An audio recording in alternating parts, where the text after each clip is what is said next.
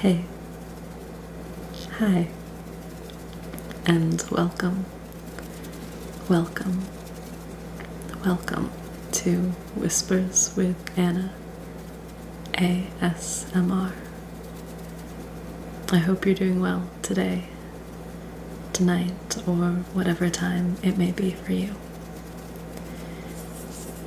It's been a while since I sat down and made a video.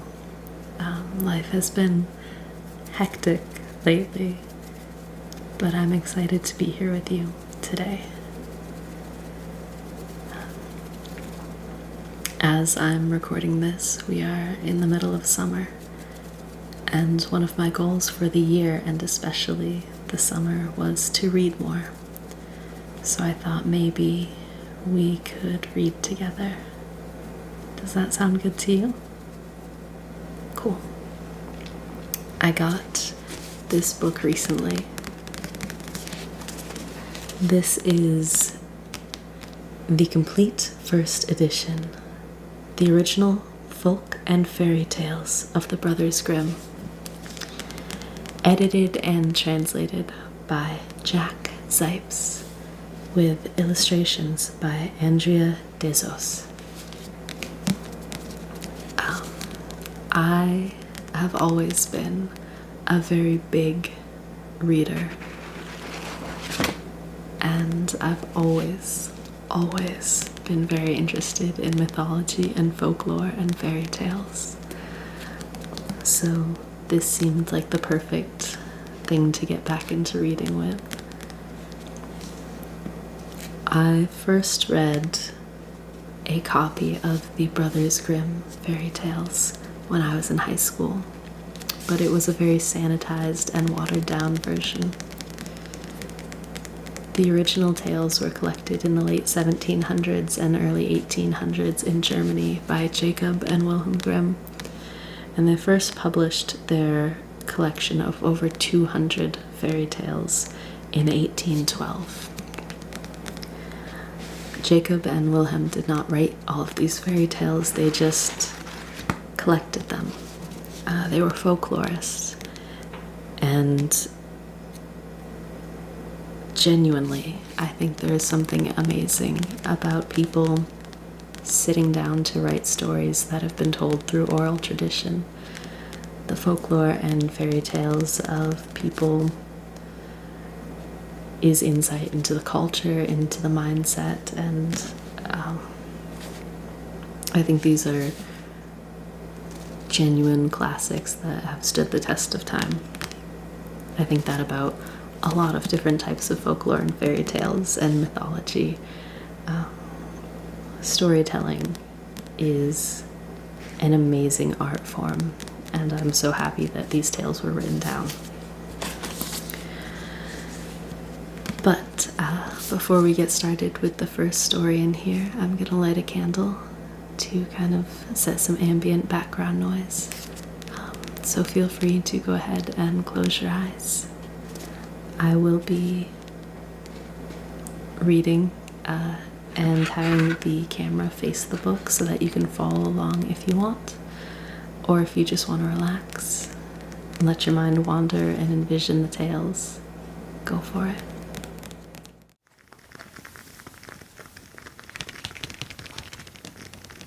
The complete first edition, the original folk and fairy tales of the Brothers Grimm, translated and edited by Jack Zipes, illustrated by Andrea Dezso. Let's begin. There is quite a bit of an introduction into Volume 1 and a preface, so we'll skip right to the story.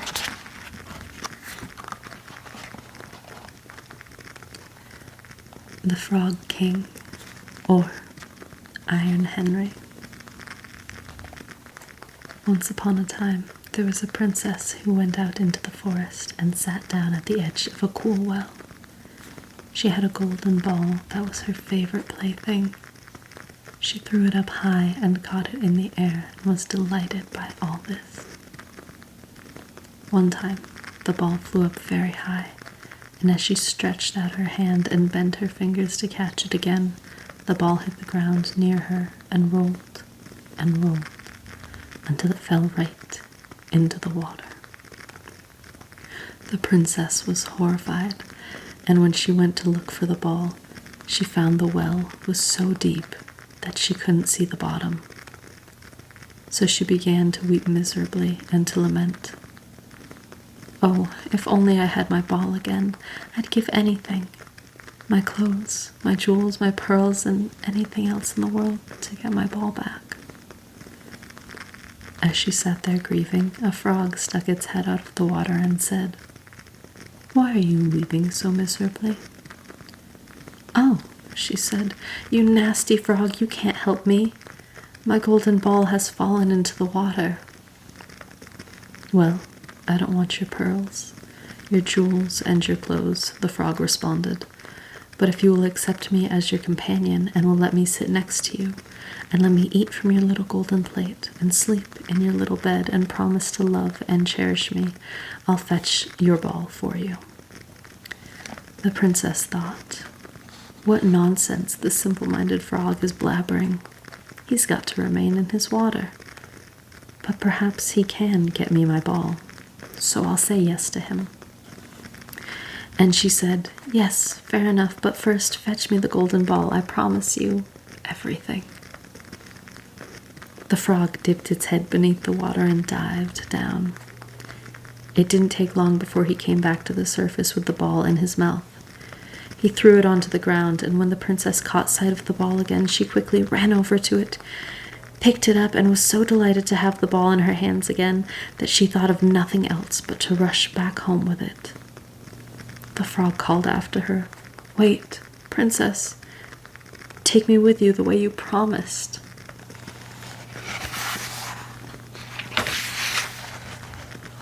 But she didn't pay any attention to him.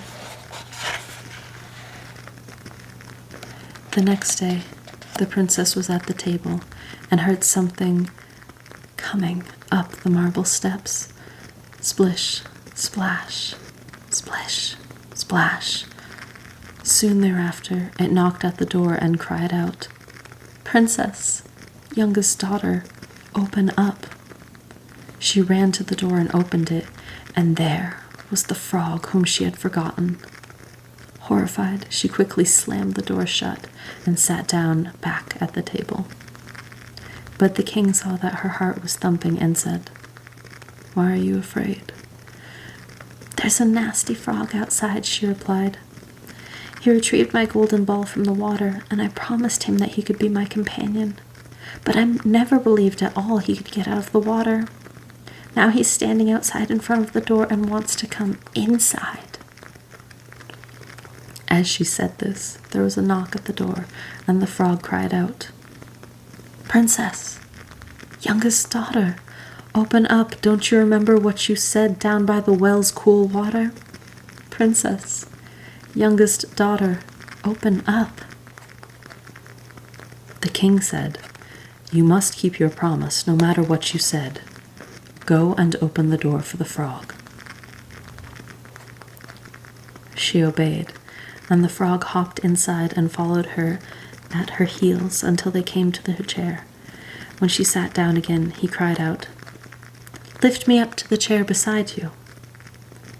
The princess did not want to do this, but the king ordered her to do it.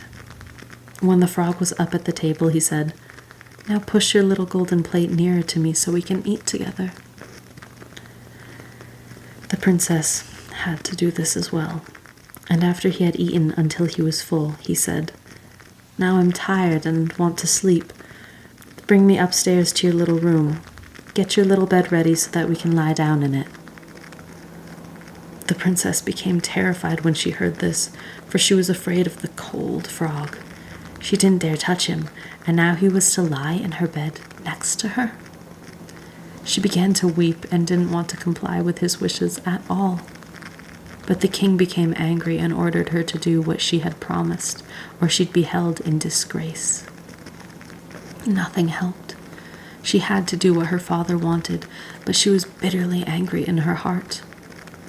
So she picked up the frog with 2 fingers, carried him upstairs into her room, laid down in her bed, and instead of setting him down next to her, she threw him, crash, against the wall. "Now you'll leave me in peace, you nasty frog." But the frog didn't fall down dead. Instead, when he fell down on the bed, he became a handsome young prince.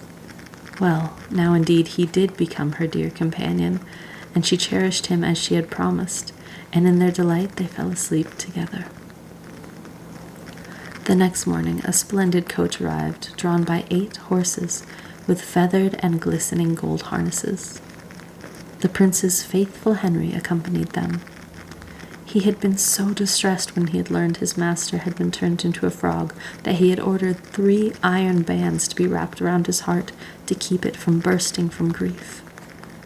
When the prince got into the coach with the princess, his faithful servant took his place at the back so they could return to the prince's realm. And after they had traveled some distance, the prince heard a loud cracking noise behind him. So he turned around and cried out, "Henry, the coach is breaking!" "No, my lord, it's really nothing but the band around my heart, which nearly came apart when you turned into a frog and your fortune fell, and you were made to live in that dreadful well." 2 more times the prince heard the cracking noise and thought the coach was breaking, but the noise was only the sound of the bands springing from faithful Henry's heart, because his master had been released from the spell and was happy. That concludes our first tale.